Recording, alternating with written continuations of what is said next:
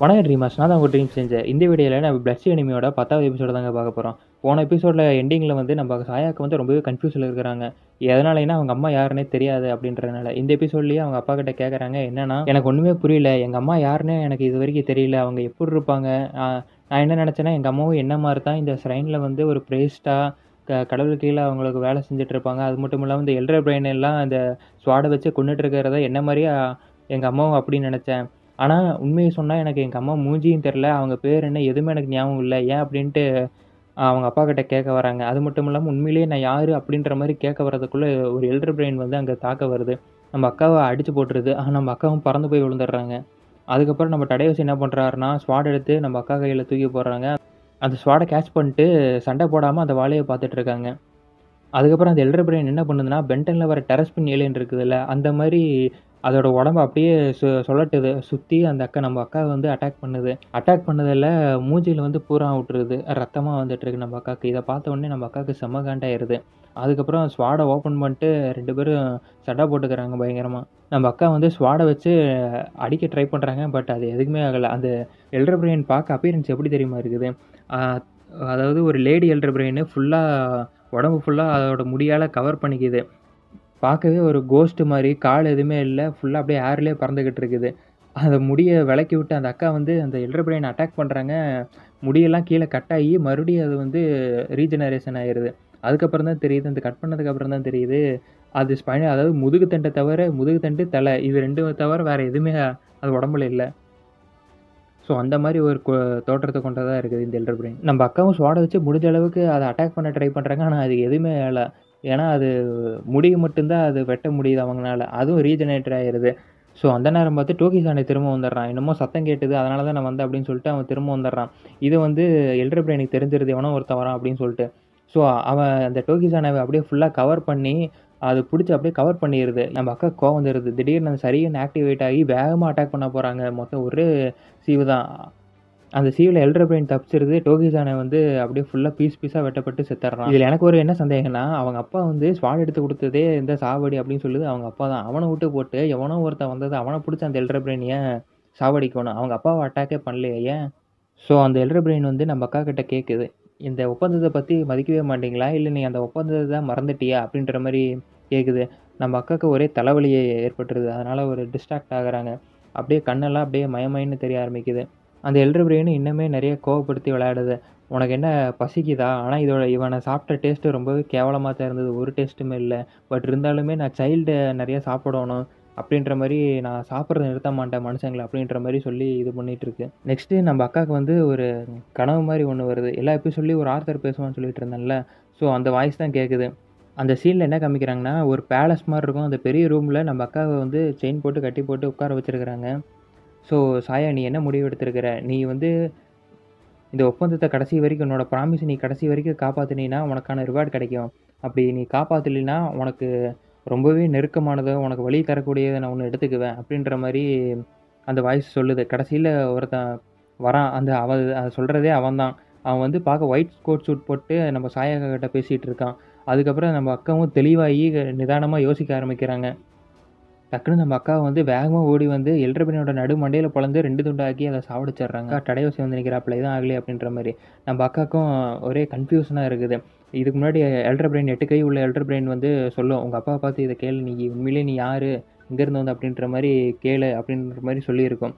So அதை யோசித்து அவங்களுக்கு வந்து நான் வந்து சாயாதான், நான் கிசராக்கி சாயாதான், அது எனக்கே தெரியும் அப்படின்ற மாதிரி அவங்களுக்குள்ளேயே சொல்லிவிட்டு அதுக்கப்புறம் மையம் மட்டும் விழுந்துடுறாங்க. நெக்ஸ்ட்டு நம்ம சாயாக்கா வந்து பெட்டில் ரெஸ்ட் எடுத்துகிட்டு இருக்கிறாங்க. அவங்க தூங்கிட்டு இருக்கிறாங்க. கெட்ட கனவெல்லாம் வருது. அவங்களால இது பண்ண முடியல. அதுக்கப்புறம் நம்ம ஃபுமிட்டோ தான் வந்து சாயா என்னாச்சு அப்படின்ற மாதிரி கேட்குறாப்புல. அதுக்கப்புறம் தான் நம்ம சாயாக்காவும் எந்திரிக்கிறாங்க. அப்புறம் நம்ம ஃபுபிட்டோ சான் வந்து சாயாக்காவுக்கு வந்து காஃபி குடிக்கிறாப்புல. அதை குடித்த உடனே தான் இப்போது அக்கா வந்து ஒரு தலைவலி குறைஞ்சி கொஞ்சம் நிம்மதியாக ரிலாக்ஸாக இருக்காங்க. அதுக்கப்புறம் சாப்பிட ஏதாவது வேணுமான்னு கேட்டதுக்கு குமாவே இருந்தால் கொடுங்க அப்படின்ற மாதிரி சொல்கிறாங்க. அவங்களும் அதுக்கப்புறம் எடுத்து கொடுக்குறாரு. சாப்பிட்டு அதுக்கப்புறம் ரிலாக்ஸ் ஆகுறாங்க நம்ம அக்கா. அப்புறம் ஃபுமிட்டோ வந்து நேராக டடையோசிக்கிட்ட போய், இப்போ தான் சாயா வந்து எந்திரிச்சா, இப்போது காஃபி குடிச்சதுலேருந்து ரொம்ப ரிலாக்ஸாக தான் இருக்கா, சாப்பிட்றக்கு ஏதாவது வேணுமான்னு கேட்டேன். குமாவே கொடுத்தீங்கன்னா நல்லாயிருக்கும் அப்படின்ற மாதிரி சொன்னான்.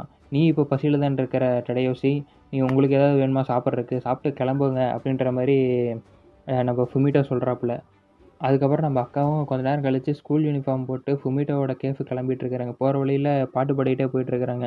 அதுக்கப்புறம் தான் யோசிக்கிறீங்க, அப்பா எங்கேயோ வெளியில் போயிட்டாரு. ஆனால் எதுவுமே நோட் எழுதிட்டு வச்சுட்டு போகலையே, எங்கே போகிறேன்னு அப்படின்னு சொல்லிட்டு புலம்பிட்டு அவங்க கெஃபேக்கு போகிறாங்க, ஃபுமிட்டோவோட கெஃபேக்கு. அங்கே உட்காந்து ஃபுமிட்டோ எப்படி இருக்கீங்க, நல்லா இருக்கீங்களா அப்படின்ற மாதிரி விசாரிச்சுட்டு, அவர் கையில் வேறு அடிபட்டிருக்கும். என்னாச்சு கையில் அடிபட்டிருக்கு அப்படின்ற மாதிரி கேட்பாங்க. நான் வேணா உங்களுக்கு ஹெல்ப் பண்ணிட்டேன் அப்படின்ற மாதிரி கேட்பாங்க நம்ம அக்கா. இல்லை அதெல்லாம் ஒன்றும் இல்லை, பரவாயில்ல, இது சின்ன அடி தான் அப்படின்ற மாதிரி சொல்லுவாப்புல. அந்த ஷாப்புக்கு நம்ம சாயாவோட டீச்சரும் வருவாங்க. வந்துட்டு, "சாயா நீ இங்கே தான் இருக்கியா? என்ன பண்ணுற?" அப்படின்ற மாதிரி சாயா விசாரிச்சுட்டு அவங்க ஒரு டீ சொல்லுவாங்க ஃபுமிட்டோ கிட்ட. அதுக்கப்புறம், "உங்கள் வீட்டில் வந்து இந்த மாதிரி நிறையா பழைய மிக்ஸு, இந்த ஸ்க்ரோல்ஸு, புக்ஸ் நிறையா இருக்குது நான் கேள்விப்பட்டேன். அதெல்லாம் நான் இப்போ பார்க்கலாமா?" அப்படின்ற மாதிரி சாயா கிட்ட கேட்குறாங்க. அதுக்கு எங்கள் அப்பா வந்து வீட்டில் இல்லை. அதனால் நான் அவர்கிட்ட கேட்டுட்டு தான் சொல்ல முடியும் எதா இருந்தாலும் அப்படின்ற மாதிரி சொல்கிறாப்புல. அதுக்கு நம்ம டீச்சரே விடாமல் கேட்குறாங்க. "ப்ளீஸ் சாயா, எனக்கு வந்து இந்த பழங்காலத்து மிக்ஸு, இந்த மாதிரி நிறையா இதெல்லாம் ஹிஸ்ட்ரி இதை பற்றிலாம் எனக்கு நிறைய தெரிஞ்சுக்கணும்னு ஆசை இருக்குது. நான் இன்றைக்கே அதை பார்க்கணும்.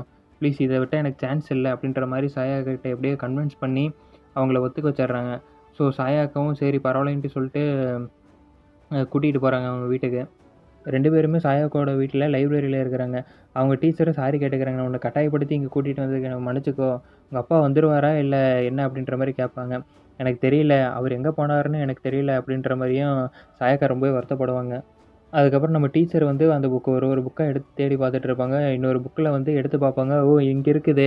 நான் என்ன தேடினேனோ, நான் கிளாஸில் என்ன சொன்னேனோ அதை இங்கே மென்ஷன் பண்ணியிருக்கிறாங்க." அப்படின்ற மாதிரி நம்ம டீச்சர் சொல்கிறாங்க. "என்னது, நீ இந்த புக்கை பார்த்தே சொல்லு." அப்படின்ற மாதிரி அந்த புக்கை சாயாக்கா கையில் கொடுப்பாங்க. "இதில் நான் என்ன பார்த்து சொல்கிறதுக்கு?" அப்படின்ட்டு கேட்பாங்க. "நீ நல்லா உத்து பாரு, உனக்கு தெரியும்." அப்படின்ற மாதிரி சொல்லுவாங்க டீச்சர். அதுக்கப்புறம் நல்லா பார்ப்பாங்க. அதுக்கப்புறம் தான் தெரியும், இது என்ன புது அட்டையாக இருக்குது, புது பேப்பர்ஸாக இருக்குதே அப்படின்ற மாதிரி யோசிப்பாங்க. அவங்க டீச்சரும் சொல்லுவாங்க, "இதெல்லாம் அந்த காலத்தில் வந்து எழுதுனது, ஸ்க்ரோல்ஸு, இந்த புக்ஸ் எல்லாம் எப்படி புதுசாக இருக்க முடியும்?" அப்படின்ற மாதிரியும் கேட்குறாங்க. அதுக்கப்புறம் சாயாக்காவும் இன்னொரு புக்கை தேடுற டைமில் கதவை தட்டுற மாதிரி ஒரு சவுண்டு கேட்கும். அவங்களும் இன்னொரு புக்கை எடுத்து பார்த்துட்டு இருப்பாங்க. இன்னொரு புக்கில் வந்து எல்லாமே இருக்கும் அப்படின்னு சொல்லுவாங்க. அதுக்கப்புறம், "அப்படின்னா எல்லாமே இந்த புக்கில் இருக்குதுன்னா, அப்புறம் இதெல்லாம் என்ன?" அப்படின்ற மாதிரி சொல்ல வர, அங்கே கதவு திறந்து அந்த நேனவும் நீனவும் வந்திருப்பாங்க. எப்புட்றா கேட்டிங்கன்னா, எனக்கே ஆச்சரியமா தாங்க இருக்குது. நேனும் நீனையும் உசுரோடு திரும்பி வந்திருப்பாங்க. அவங்க வந்து, "இதெல்லாமே பொய் தான் சாயா." அப்படின்ற மாதிரி சொல்லுவாங்க. நம்ம டீச்சர் அக்காவும் சாயா அக்காவும் வெளியில் போய் பார்ப்பாங்க. ஆச்சரியத்தோடு பார்ப்பாங்க, எப்படி இவங்க உசுரோடு இருக்கிறாங்க அப்படின்ற மாதிரி. நம்ம டீச்சர் அக்காவும் சாயா அக்காவை பார்த்து, "இந்த விளையாட்டை இதோட முடிச்சுக்கலாமா சாயா?" அப்படின்ற மாதிரி சொல்லிட்டு அந்த எபிசோட முடிச்சு வச்சுருப்பாங்க. என்னடா நடக்குது? திருப்பி எப்புட்றா அந்த நேனவும் நீனும் இது உசுரோட வந்தாங்க? டீச்சர் வந்து பேசுகிற விதம் பார்த்தா அவங்களுக்கு ஏதோ ஒன்று தெரிஞ்சிருக்கு. ஆனால் அதை சாயா அக்கா கிட்டேருந்து அதாவது மறைக்கிற மாதிரி இருக்கு. ஸோ அடுத்த எபிசோடில் தான் தெரியும். ஏன்னா சாயாக்கோட அம்மா யார்? உண்மையிலே சாயா அக்கா வந்து யார்? அவங்க எங்கேருந்து வந்தாங்க? உண்மையிலேயே அவங்க யார்? அவங்களோட வேலை என்ன? அது மட்டும் இல்லாமல் இதெல்லாம் எல்டர் பிரெயின் ஏன் இதை மனுஷங்களெல்லாம் அட்டாக் பண்ணுது? அந்த ஒப்பந்தம் என்ன? என்ன ஒப்பந்தம்? என்ன ப்ராமிஸு? இதெல்லாம் இன்னும் 2 எபிசோட் இருக்குது. அதில் வந்து கண்டிப்பாக சீக்ரெட் ரிவீல் பண்ணுவாங்கன்னு நினைக்கிறேன். ஓகே ட்ரீமர்ஸ், உங்களை அடுத்த எபிசோடில் பார்க்குறேன்.